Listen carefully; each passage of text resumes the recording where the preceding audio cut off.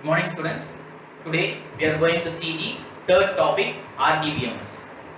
So RDBMS is nothing but the relational database management system. So it organizes the database logically based on the relational database model. So that is the concept of RDBMS. So it aligns, it comprises, it organizes the logical structure of the database. Logical structure of the database means all the data it aligns, it comprises based on the relation among the each and every data. Each and every data, it comprises the entire database based on their relations, for a better view. So the DBMS, the management system, the database management system, which manages the relational database. The database which are based on the relational or managed by the DBMS is called as RDBMS. So these are the major database which we have. So these database works on the basis of RDBMS. So these are the database MySQL, SQL, Oracle and MS Access are the database which works on the basis of RDBMS. So on these, most popular RDBMS is MySQL. So it is full and full open source SQL. The term open source we have studied in the class 11. So it is nothing but full and full free of cost. The source code will be available in the net at free of cost. So it is open source SQL database, works on all the platforms. It is works on all the platforms, Windows, Linux and Mac also. And other relational databases are Oracle and MS Access. MS Access is nothing but developed by Microsoft company. So what are all the features of RDBMS? What are all the features of RDBMS? So first one is high availability. High availability of data in the sense the data are easily available or accessible to the user since it is related to each other. So since the database are formed logically, the structure are related to each other, each data. So the data are high available. The next one is high performance. Since the data are accessible very easily, obviously the performance also get increased. So when the accessing time and accessing retrieval time gets increased, obviously the performance also increased. It means that performance is more. Next one is robust transaction and support. All the transactions made in the RDBMS and the support which are given is very clear and strong. It's very clear and strong means in the sense of security. So it is highly secure. It is highly secure. The transaction cannot be split into or threat or theft by any other users without any threat. So next is ease of management. So managing the database is very easy when compared to the others. RDBMS, the managing the database is very easy. The only reason is it all related to each other. So it is designed based on the relation based database model. And last one is less cost.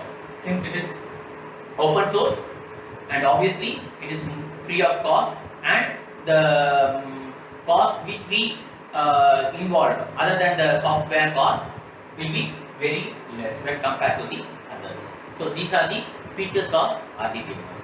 In your book, they have given these concepts, these parts under the heading called RDBMS jargons.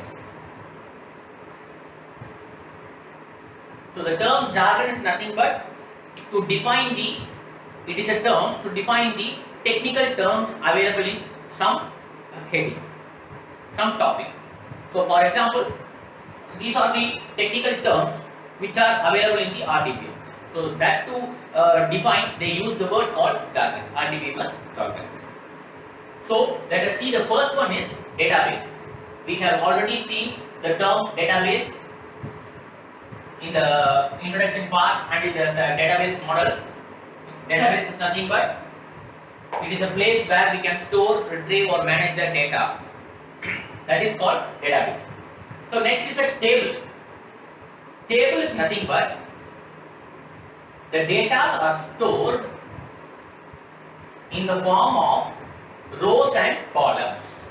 In the form of rows and columns. So that is the table. So next one is the column. This is the column. The vertical is the column. So they call it as column as attributes which define a name for the each record. Which define a name for each record. Say for example, student ID, student name. So it means this column, this attribute will have all the student IDs. So the attributes are nothing but the column name which identifies each data in the table. We can say like that. The next one is the row. Row is nothing but this horizontal one. Row is called as record or tuple. Record in the sense each value is called as record. So that is will come under the row. And the last one is keys. So it is a major and important concept used in the all the DBMS concept. It is a major topic which it is used in the all the DBMS concept. It plays a major role in the DBMS concept. There are 4 types of keys. So I have the attributes, student ID, name and marks.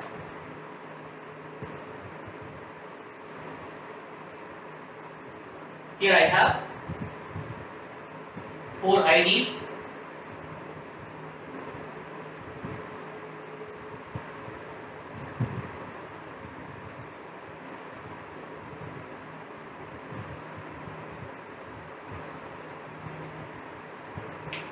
So what is the key?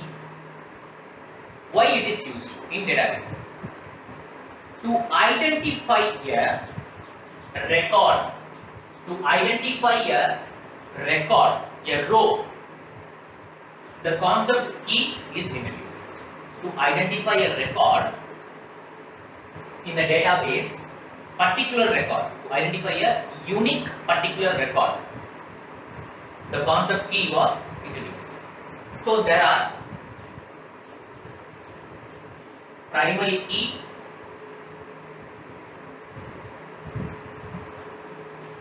foreign key. I rearrange the order which was given in the book. So they have given composite key as the last and I just place it before. Last one I keep it as super key. So primary key is nothing but it is a unique value from which we can able to retrieve a record. Say for example, here in this table you have these values. Let us start with the student name. So I want to get the third row, that is third record. Is it possible for me to access the third record with the help of this value? If I say fetch me the record which has the value A, so it will give 2 results because here also we have A. So that is not the unique value. Let us take the mark. Say for example, here I have 50. If we want to fetch a record which have the mark 40, so this also will retrieve me 2 records. It won't give me a single particular record. Whereas when we take the student ID, all are different. That means the attributes, the column which have a unique value for each record can be set as a primary key. Say for example, another column we have mail ID. Obviously, this can be a primary key because each and every email ID will be unique, will be different for every person. So we can also use the mail ID as the primary key. So that is the concept of the primary key. To retrieve a particular record, we assign an attribute. We assign an attribute as a primary key to retrieve a particular record. So that is the primary key concept. So what is the function key? So here I have used this as primary key and this too as a primary key. So I have another table.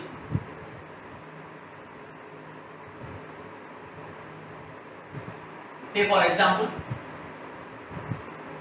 class and student ID and month. So a primary key of one table, is used in another table for relating the data. This is called the foreign key. The primary key of one table is used in another table for relating the data. That is called the foreign key. So this is about the primary key and the foreign key. So what is the composite key? So these we have two primary keys. The combination of two attributes which we assign as a primary key is called as composite key. So more than two or more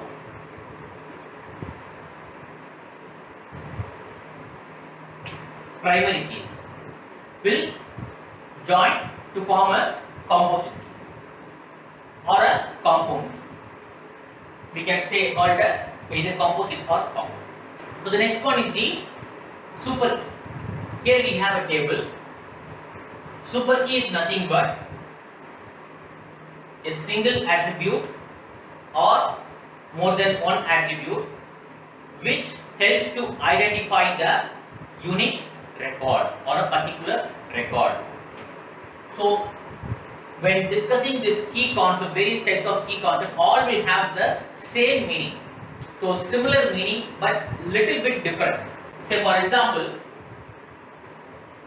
with the help of ID, I can easily find a individual record, a particular unique record. Say for example, I want the record of ID which is 2. So it will directly fetch me the 2 and no other values are repeated. So directly it will give me the record. So it is a super key. Say for example, ID and name. So the value is 2. The value is 2. Here let us assume we have B. And the name is B. That also will automatically fetch this record. So this is also a super key. Next we can have the last combination is